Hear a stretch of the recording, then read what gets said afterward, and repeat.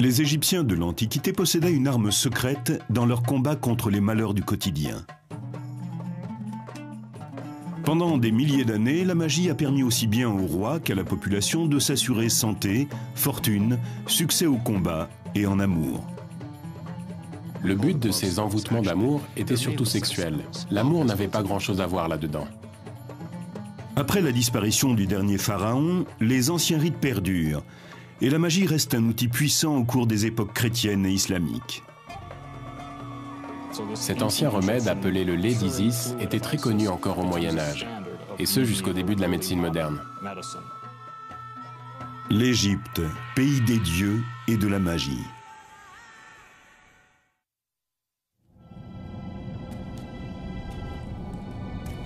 À notre époque, le terme magie évoque des rituels interdits, des rites maléfiques accomplis par des sorciers diaboliques, à des fins peu recommandables. Mais dans l'Égypte ancienne, la réalité était tout autre.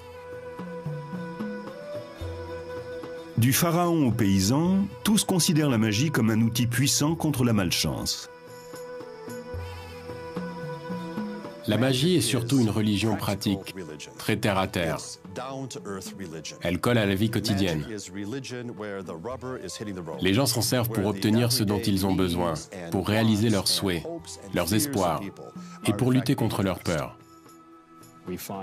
On trouve des formules magiques pour accroître les récoltes, et d'autres qui s'appliquent en complément de la médecine traditionnelle. Mais aussi de nombreuses incantations à proférer contre des personnes ou contre des familles entières. Et à partir du règne de Ramsès, apparaissent les envoûtements d'amour.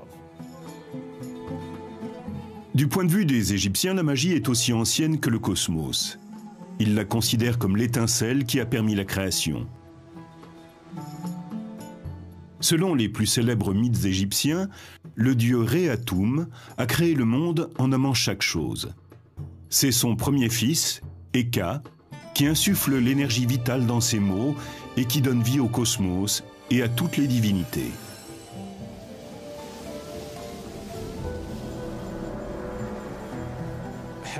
Le rôle d'Hécate est de donner force à tout ce qui n'est encore que visuel. Nous pensons d'ailleurs que le nom Hécate signifie « celui qui bénit les images », qui leur donne leur fonction et apporte la vie.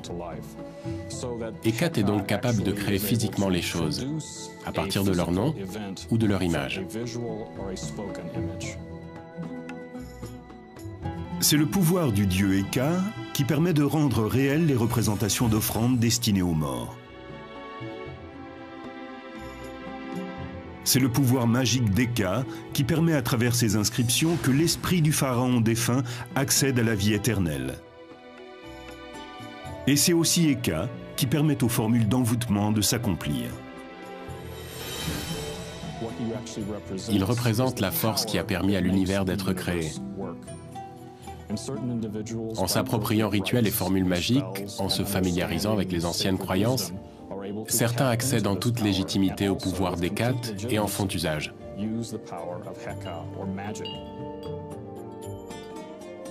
Pendant plus de 3000 ans, le pouvoir magique d'Eka est déclenché par des rituels officiels, destinés à protéger le pays, ainsi que par les incantations prononcées par les gens ordinaires.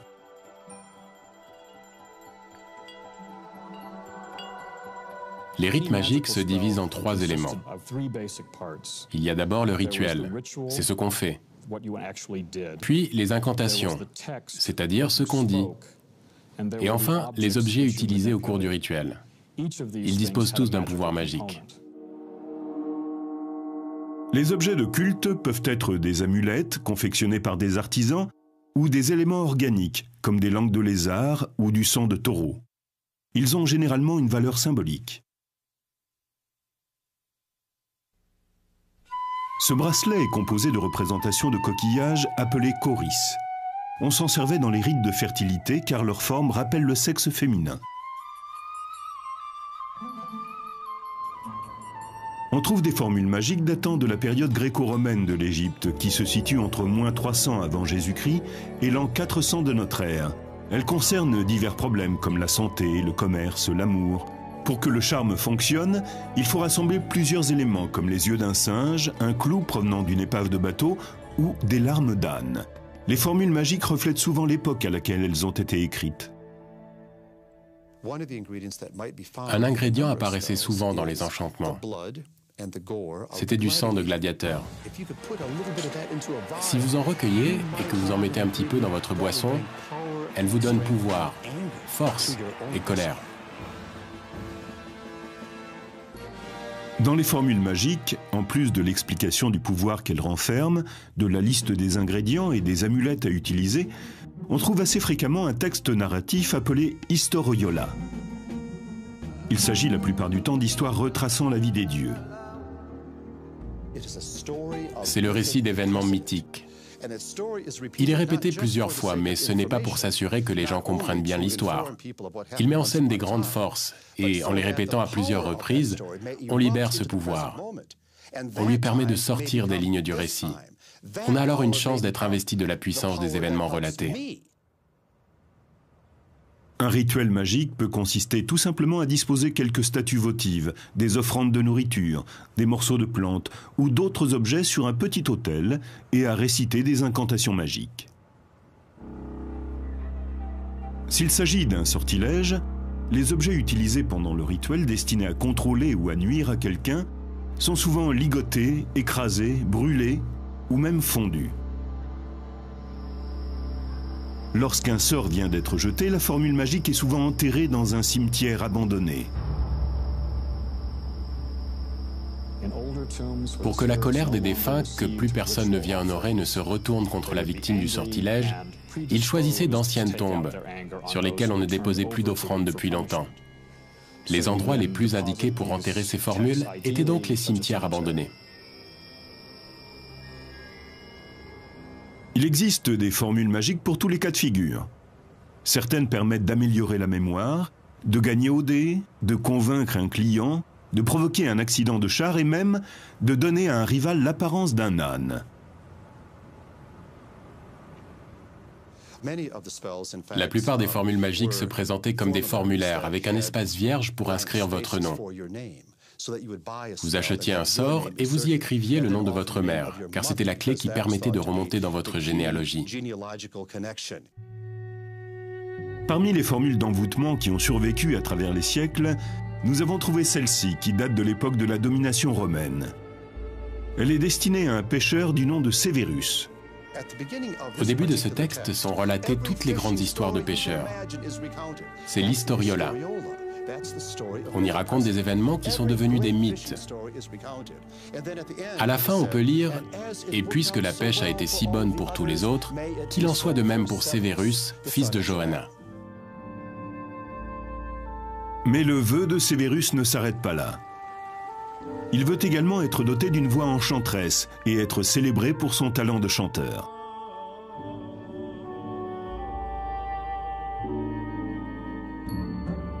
Ne les laisse pas me regarder partir, mais qu'ils scandent mon nom pour que je revienne chanter. Qu'ils ferment leur magasin pour assister à mon spectacle. L'image que nous nous faisons de Sévérus est celle d'un pêcheur frustré, las de lancer ses filets, qui désire devenir une vedette de la chanson et qui demande aux dieux et aux déesses d'intercéder en sa faveur, car sa voix n'est sans doute pas terrible. Nous ne saurons sans doute jamais si l'envoûtement a fonctionné, mais la foi dont cet homme fait preuve a été célébrée par les Égyptiens pendant 3000 ans. Les Égyptiens ont recours à la magie en n'importe quelle circonstance.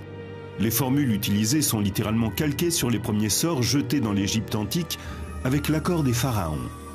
Ces sortilèges étaient destinés à écraser les ennemis étrangers.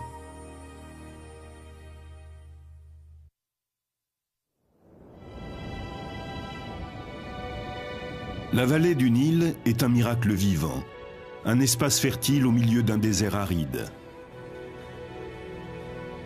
Ces riches terres étaient prisées par ses habitants et attisaient la convoitise de leurs ennemis.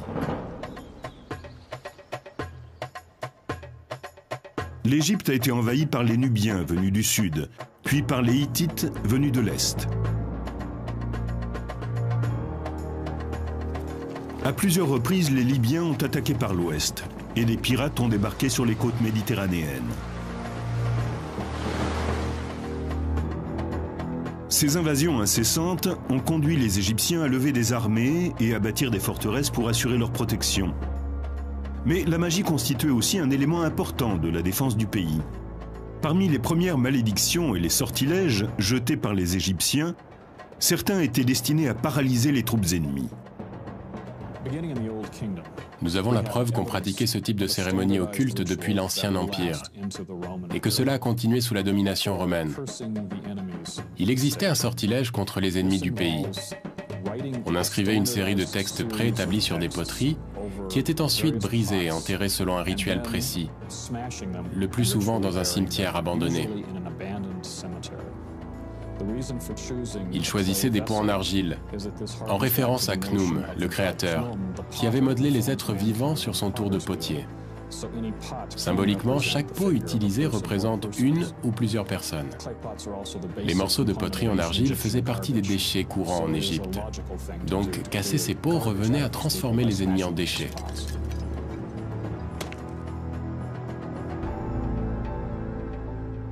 Les vestiges de ce rituel ont été découverts à Mirghissa, une ville située en territoire nubien tout près d'une forteresse égyptienne construite vers 1700 avant Jésus-Christ.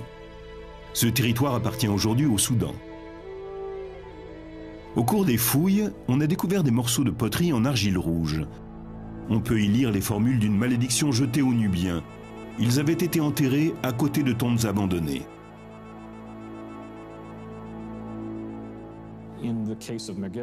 Le cas de Mirghissa a posé un problème, car il n'y avait pas de cimetière sur le site. Il a donc fallu en faire un. Nous avons découvert le corps d'un Nubien jeté sur le côté. Sa tête avait été coupée et posée à l'envers, tout près d'une poterie cassée. Le couteau qui avait servi à le décapiter se trouvait à côté de lui. Si vous ne disposez pas d'un mort en colère, il faut en créer un. C'est ce qu'ils ont fait sur le site vierge de Mirghissa. Parmi les objets utilisés pour le rituel, on découvre des figurines qui représentent toutes le même motif, un prisonnier ligoté. Ces statues sont en argile, en bois, en cire ou en pierre. On y inscrit le nom des pays hostiles à l'Égypte, puis on les brûle, on les piétine, on les brise ou bien on les fond pendant le rituel officiel. Ces statues nous donnent des renseignements très précieux sur l'évolution géographique du Proche-Orient au cours de l'Antiquité. Elles portent les noms de tous les voisins de l'Égypte. Ces inscriptions étaient régulièrement actualisées. Tous les textes qu'elles présentent ont été modifiés avec soin. Les premières représentations magiques du prisonnier ligoté datent de 3100 avant Jésus-Christ, c'est-à-dire avant le début de l'Ancien Empire. Et on les retrouve ensuite à travers toutes les époques. Cette image est parfois dessinée sous les semelles des sandales, afin que le prisonnier soit écrasé à chaque pas. Cette sculpture représente également un prisonnier ligoté. Elle a été taillée dans la pierre qui soutient la porte d'entrée d'un temple. Si vous observez le socle de cette porte, vous pourrez voir qu'il représente un prisonnier allongé, le ventre contre le sol, les mains attachées dans le dos. Un trou a été creusé au milieu de son dos pour placer l'axe sur lequel la porte pivote. Ainsi, à chaque fois que quelqu'un entre dans le temple, l'axe vient broyer sa colonne vertébrale. Le simple fait d'ouvrir cette porte chaque matin reproduisait la défaite des ennemis de l'Égypte.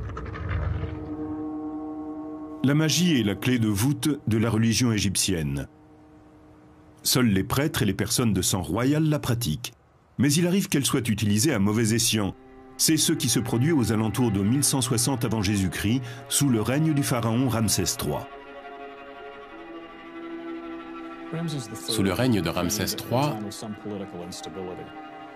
l'Empire est dans une situation politiquement instable. C'est au sein de sa famille que s'organise un vaste complot. En effet, sa deuxième épouse espère mettre son fils nommé Pentaour sur le trône. Plusieurs prêtres, qui font partie de la conspiration contre Ramsès, connaissent les rituels magiques. Certains récits historiques racontent qu'ils auraient inscrit des sortilèges sur des feuilles de cire. Ils leur auraient ensuite donné une forme grossière pour s'en servir pendant le rituel. Comme dans bon nombre de rituels de malédiction, ces objets étaient détruits afin de nuire à l'ennemi. Mais ici, la personne visée n'est autre que Ramsès III, le pharaon en personne. Les conspirateurs sont arrêtés et jugés. On ne les accuse pas de sorcellerie, on leur reproche d'avoir fait usage de la magie pour porter préjudice à l'intégrité physique du roi. Ils avaient le droit d'utiliser les objets nécessaires à leur cérémonie, car ils sont tous répertoriés dans la bibliothèque royale. Ce sont les outils classiques que l'on retrouve dans tous les rites officiels. Mais dans le cas présent, ils ne les utilisent pas contre un ennemi, mais contre le roi. La pratique de la magie n'est pas illégale. En revanche, la trahison est un acte criminel. La plupart des conspirateurs sont mis à mort, ainsi que le jeune prétendant au trône, Pentahour. Nous pensons avoir retrouvé la dépouille de Pentahour. On a découvert dans le tombeau royal un corps qui semble avoir été embaumé vivant. Ce n'est qu'une hypothèse. Il peut aussi avoir été empoisonné avant d'être recouvert de bandelettes. Mais la position du corps laisse penser qu'il est mort dans d'atroces souffrances. Cette histoire a vraisemblablement inspiré la scène d'inhumation d'Imhotep dans le film La Momie. Malgré cette trahison, les rites destinés à jeter des sortilèges restent un élément central de la religion égyptienne. Il semble même qu'ils aient influencé le développement de certaines cultures apparues ultérieurement. Dans l'Ancien Testament, une histoire du livre de Jérémie a visiblement été empruntée à la tradition égyptienne. Suivant les instructions de Dieu, Jérémie se rend aux portes de Jérusalem et prévient le peuple d'Israël. Une malédiction s'abattra sur eux s'ils ne mettent pas un terme à leurs agissements diaboliques.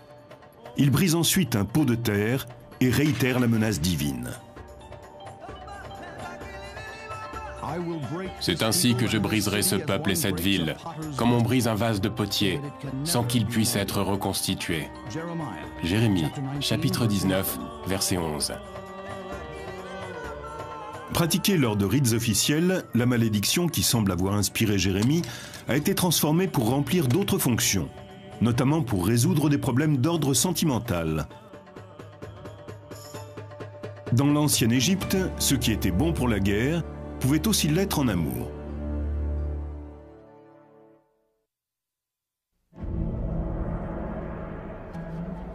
Le temple est le lieu où les forces magiques peuvent être libérées. C'est là que se déroulent les sortilèges officiels, là que l'on compose de nouvelles formules magiques et que l'on archive, copie et étudie les formules déjà existantes. Les prêtres sont les gardiens de ces puissantes traditions. Ils rédigent les textes magiques et les mettent en pratique. Pourtant, la magie n'est pas circonscrite à l'enceinte du temple. Seuls les prêtres les plus hauts placés dans la hiérarchie servent tout au long de l'année au sein même des temples. Les autres n'y séjournent que quelques mois et sont ensuite remplacés par un autre groupe de prêtres. 5 groupes peuvent ainsi se succéder sur une année. Le reste du temps, ils étaient libres de faire ce qu'ils voulaient. Ils pouvaient être fermiers, fonctionnaires, ou bien proposer leur talent dans le domaine de la magie. Ils étaient prêtres à temps partiel. Ils pouvaient assister aux différents rituels, y prendre part et même rédiger les formules qui devaient y être lues. Et en marge de cela, ils pratiquaient la magie au sein du peuple. Dans les villages, les prêtres transforment les malédictions destinées aux ennemis de l'Égypte et les utilisent pour prévenir les désagréments du quotidien, comme les problèmes de santé, d'argent et les amours malheureuses. Comme dans les rites officiels, ces formules comportent une historiola qui retrace des événements mythiques. Isis, la déesse mère, et son époux, Osiris, le dieu des morts, sont souvent invoqués dans les incantations amoureuses. Les sortilèges destinés à la population permettent généralement de contraindre quelqu'un à faire quelque chose. Ici, il ne s'agit plus de combat guerrier, mais de conquête amoureuse. Au Louvre, on peut voir une statuette d'argile représentant une femme accroupie, les bras attachés dans le dos. Cette position rappelle clairement l'image des prisonniers ligotés. Elle était utilisée lors du rituel de l'envoûtement amoureux. Mais ce terme est-il bien approprié ? Le but de ces envoûtements d'amour était surtout sexuel. L'amour n'avait pas grand-chose à voir là-dedans. La figurine du Louvre date du IIIe ou IVe siècle avant Jésus-Christ, de l'époque de la domination romaine. Elle a été trouvée dans un pot en terre, accompagnée d'un texte magique écrit sur une fine feuille de plomb. La formule contient des informations spécifiques pour le rituel. 13 épingles en cuivre doivent être enfoncées méthodiquement dans la figurine. À chaque fois que l'une d'elles est en place, on récite la même incantation. En introduisant cette épingle en cet endroit, tu ne penseras plus qu'à moi. Cela avait pour effet d'obliger une femme à n'avoir de rapport sexuel qu'avec vous. Il faut préciser que même le mari de cette femme était alors exclu. Il n'y avait plus que vous qui comptiez. Le but de ce rituel n'était pas d'amener cette femme à tomber amoureuse de vous, mais de la contraindre à vous aimer. Ce rite utilise la symbolique du prisonnier ligoté, sans défense et que l'on écrase. C'est une application très classique des anciennes formules de domination égyptienne. Il arrivait que dans un village, les gens sachent qu'un homme, voulant séduire une femme, lui avait jeté un sort. La femme savait qu'elle ne pouvait pas lutter. Si elle pouvait résister à un homme, c'était impossible face aux dieux et aux déesses. Elle savait qu'elle n'avait pas d'autre choix que de céder. Au cours de la domination gréco-romaine, les formules des envoûtements amoureux sont souvent placées dans des cimetières abandonnés, parfois même à l'intérieur d'une dépouille. Cela rappelle un procédé antique de malédiction.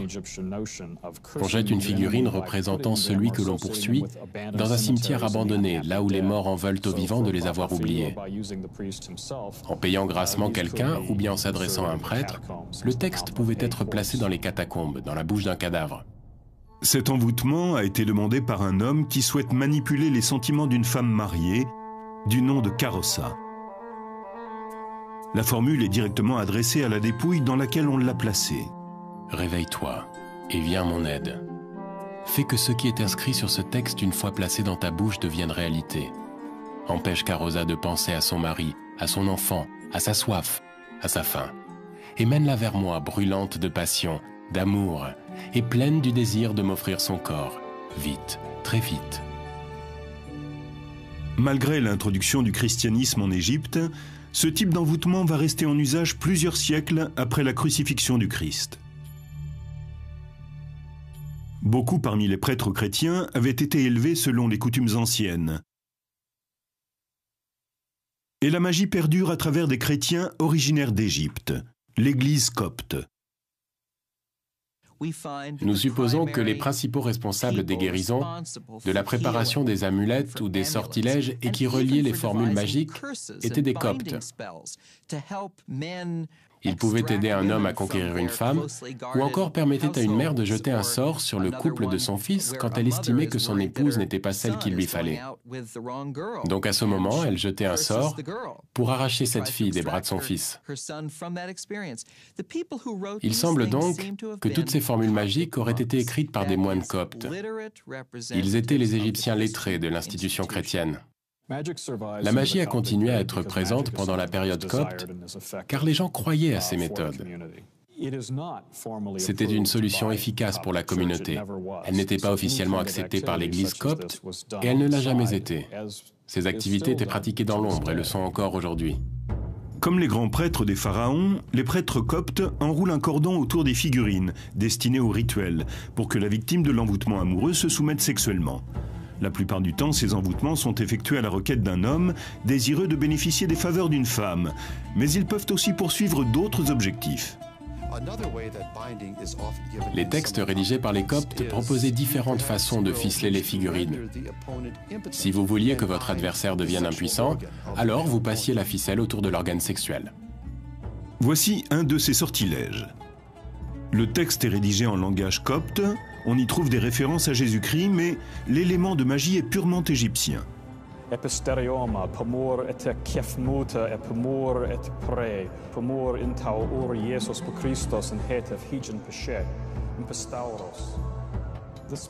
On invoque dans le sortilège l'union du ciel, de la terre, des oiseaux et de la lune, comme Jésus-Christ l'a demandé sur la croix, afin de s'assurer, comme il est dit dans le texte, que le membre viril d'eux, ici on inscrivait le nom de son ennemi, tout comme son désir, s'assèche comme un morceau de bois sec, qu'il devienne comme un chiffon sur un tas de crottins, qu'il ne durcisse plus, qu'il n'ait plus d'érection, qu'il n'éjacule plus, qu'il n'ait plus de relations sexuelles avec, et là vous mettiez le nom de la femme que vous convoitiez.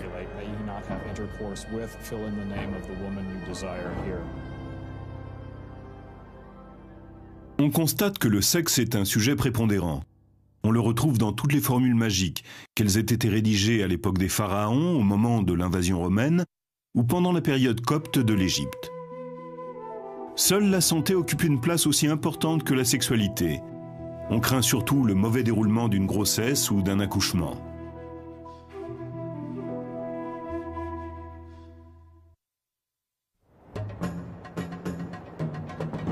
Selon les textes égyptiens anciens, les dieux ont offert la magie aux humains pour leur permettre de faire face aux pièges que le destin leur réserve. La perte d'un être cher est probablement l'une des pires choses qui puissent arriver.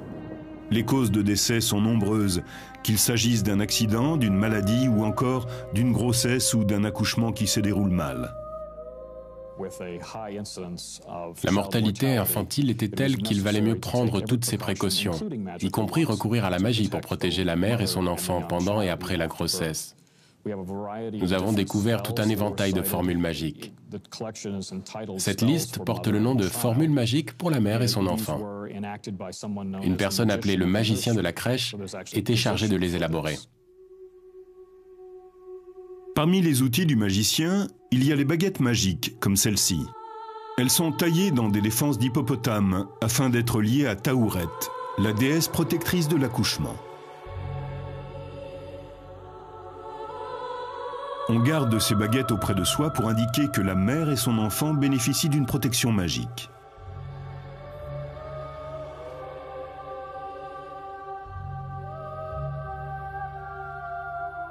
Les jarres, dans lesquelles se trouvent les onguents magiques pour soigner les femmes enceintes, sont elles aussi associées à Taouret.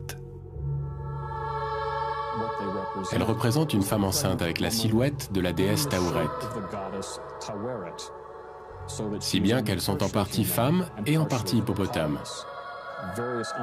On disait que les onguents que l'on mettait dans les récipients pouvaient servir à soigner les vergetures.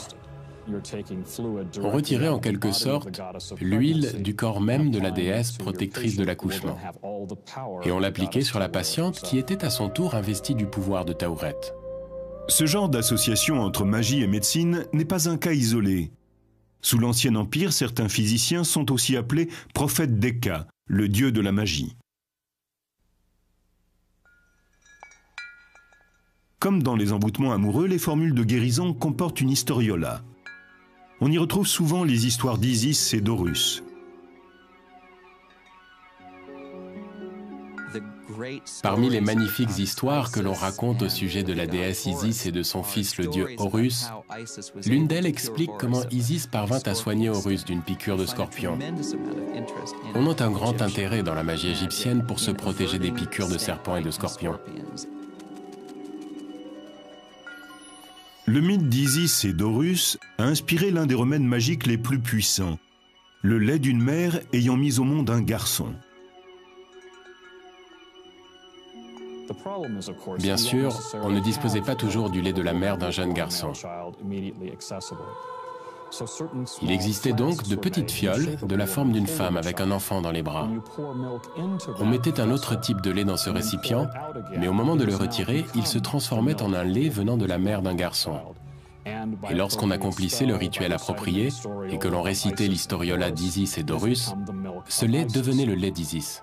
Cet ingrédient mythique a été utilisé longtemps après la disparition des pharaons. Le physicien grec Hippocrate, qui a vécu entre le 4e et le 5e siècle avant Jésus-Christ, le comptait aussi au nombre de ses remèdes. Le lait d'Isis est utilisé dans les pays occidentaux jusqu'au XVIIe siècle. Il apparaît pour la dernière fois en Angleterre dans des remèdes à base d'herbes. L'ancien fluide thérapeutique égyptien d'Isis est longtemps resté un traitement reconnu.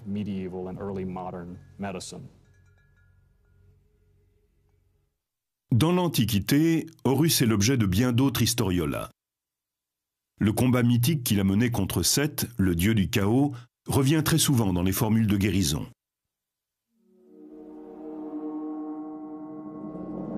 La légende raconte que Seth arracha un œil à Horus lors d'un terrible combat.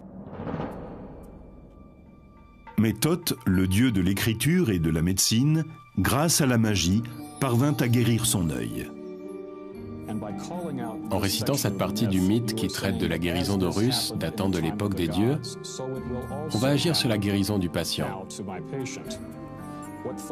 Selon les anciens textes, Thoth a craché sur l'œil blessé d'Horus, ce qui a suffi à le guérir. Cette technique consistant à cracher sur une plaie est devenue une caractéristique de la magie égyptienne. L'œil intact d'Horus porte le nom d'œil Udjat. Il est devenu le symbole le plus répandu sur les amulettes d'Égypte. Aujourd'hui, l'œil Udjat fait partie de notre quotidien. Il apparaît encore sous cette forme dans les pharmacies. Comme l'œil Udjat, le rituel magique du crachat a été repris par d'autres cultures. On retrouve cette méthode du crachat dans le Nouveau Testament. Dans l'évangile de Marc, Jésus crache sur l'œil d'un aveugle pour le soigner, comme l'avait fait Thoth des siècles auparavant. Cette pratique magique est tellement répandue au Proche-Orient que l'on ne sait pas si Jésus s'est inspiré de la culture égyptienne ou si cette pratique vient bien de Palestine.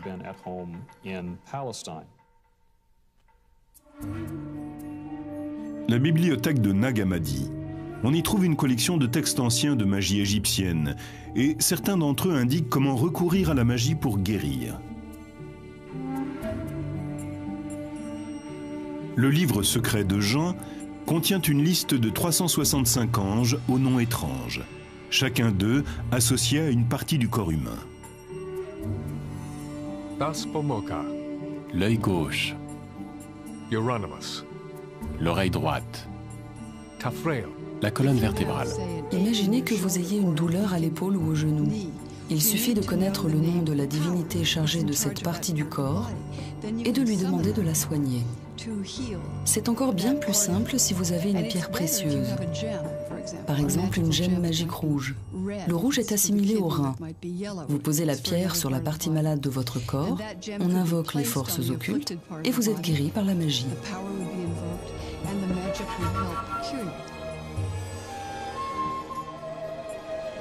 Des traces d'une autre tradition magique ont été découvertes ici, dans la synagogue Ben Ezra du Caire, l'un des plus vieux temples juifs d'Égypte.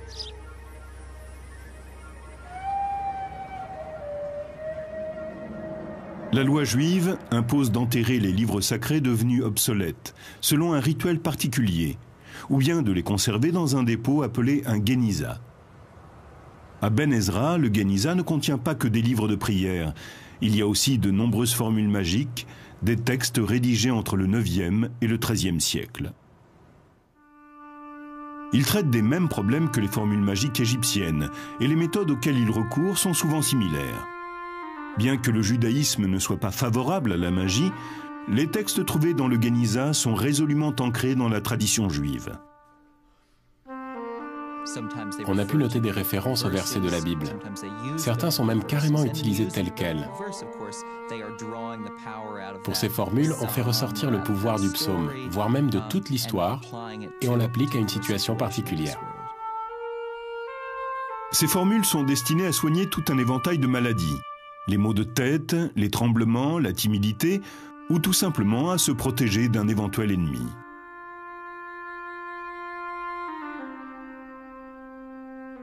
Les textes magiques du Geniza ont un point commun avec les textes coptes et ceux rédigés à l'époque des pharaons. Ils montrent tous la même révérence face à la puissance magique des mots. Plus tard, on retrouve le même respect dans l'une des nombreuses traditions magiques que l'Égypte ait connues, celle de l'islam populaire.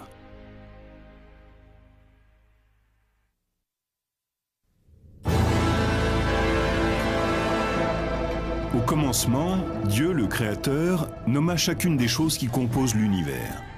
Et avec ces noms, le dieu Eka insuffla la vie dans le cosmos. La fantastique faculté des mots à créer la réalité a amené les Égyptiens à considérer l'écriture avec autant de respect que de crainte. Pour les Égyptiens, l'écriture était sacrée. Elle permettait d'accéder physiquement au pouvoir et aux histoires des dieux. Les hiéroglyphes sont des écritures sacrées. D'ailleurs, c'est ce que ce terme signifie. Toutefois, la plupart des Égyptiens ne savent pas lire. Ils doivent extraire le pouvoir des mots, comme ceux de la formule inscrite sur cette amulette d'Horus, sans être capables de les lire. Puisqu'ils ne pouvaient pas les lire, ils versaient de l'eau sur la surface de la stèle ou bien ils la plongeaient dans un récipient rempli d'eau. Le liquide se chargeait du pouvoir magique de la formule et ils n'avaient plus qu'à le boire. Cette ancienne coutume égyptienne, consistant à boire le texte des formules magiques, réapparaît à l'époque biblique. Le livre des Nombres de l'Ancien Testament décrit un procédé magique qui permet de tester la vertu d'une femme accusée d'adultère.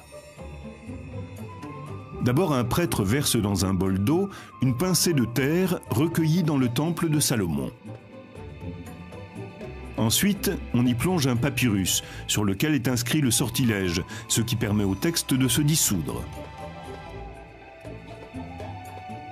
La femme qui fait l'objet de l'accusation doit boire ce breuvage. On pensait que si elle a été infidèle, Dieu la maudira. Et que si elle vient à tomber enceinte d'un autre homme, elle n'arrivera jamais au terme de sa grossesse. Cette méthode nous ramène aux anciennes traditions égyptiennes. Une formule était inscrite sur un papyrus ou sur de l'argile, puis on la faisait dissoudre dans l'eau avant de la boire pour acquérir sa puissance, bénéfique ou destructrice. La magie juive attribuait elle aussi beaucoup de valeur à la puissance de l'écriture même. Et ceci a existé depuis des temps très anciens. L'hébreu ne se limite pas à la simple formulation de mots. Il est composé de lettres que les anges ont apportées sur terre, ou plutôt que Moïse a apportées et qui ont été tracées par la main de Dieu. Ces lettres sont sacrées, tout comme les hiéroglyphes.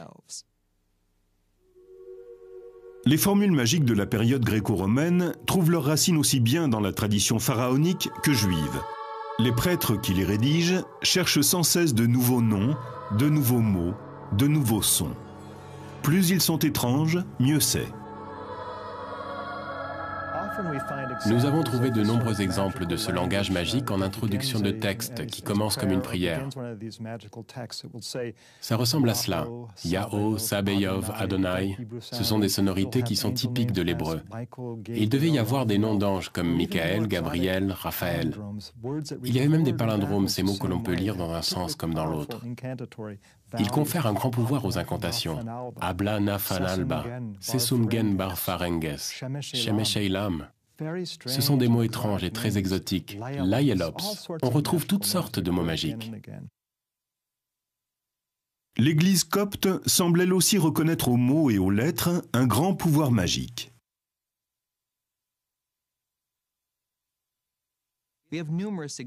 On trouve de nombreux exemples dans lesquels les premières lignes des évangiles sont inscrites dans le but d'invoquer le pouvoir des dieux chrétiens. Certains de ces textes sont utilisés comme une forme de pouvoir.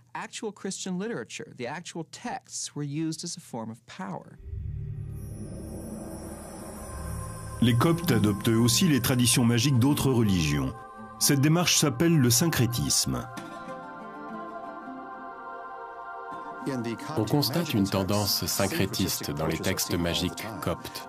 On y retrouve toutes sortes de noms. Des noms judaïques, des noms de dieux et déesses gréco-romains.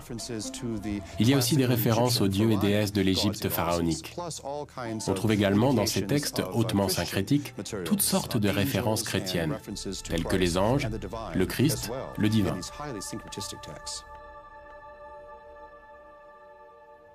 Il existe un exemple parfait de texte syncrétiste parmi les ouvrages mystiques de la bibliothèque de Nag Hammadi. Dans ce récit, il est question d'un jeune homme qui rend visite à Thoth, le dieu égyptien. Il cherche à atteindre la sagesse à travers le pouvoir magique des incantations. Dans ce texte, le jeune homme devait répéter. Ces sons étaient des invocations.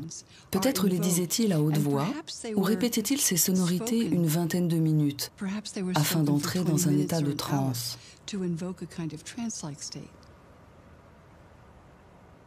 Même si la magie n'est pas officiellement approuvée par l'Église copte, elle survit et perdure jusqu'à la période islamique.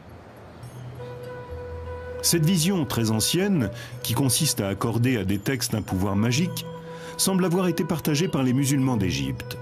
On en trouve des preuves dans des endroits très inattendus.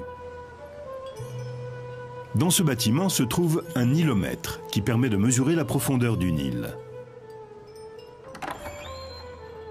Construit en l'an 861 de notre ère, il a permis pendant plus d'un millénaire de prévoir les inondations, les famines ou l'abondance de nourriture. Les parties essentielles du nilomètre sont recouvertes de versets du Coran. Il est ici question de l'eau, de la végétation et de la prospérité. Certains experts pensent que ces versets sont là dans un but magique, comme sur les amulettes pharaoniques, mais à plus grande échelle. La magie trouve également place en Égypte dans la pratique quotidienne de l'islam.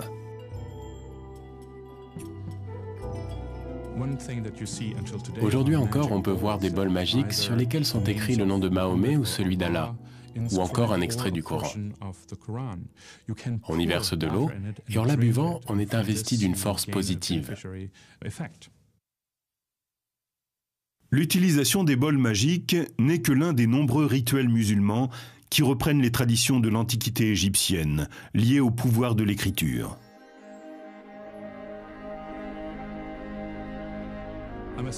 J'ai moi-même vu un homme pieux inscrire quelque chose sur un talisman. Il écrivait des versets du Coran sur un morceau de papier. Il l'a certainement emporté chez lui pour le dissoudre dans de l'eau et boire le breuvage.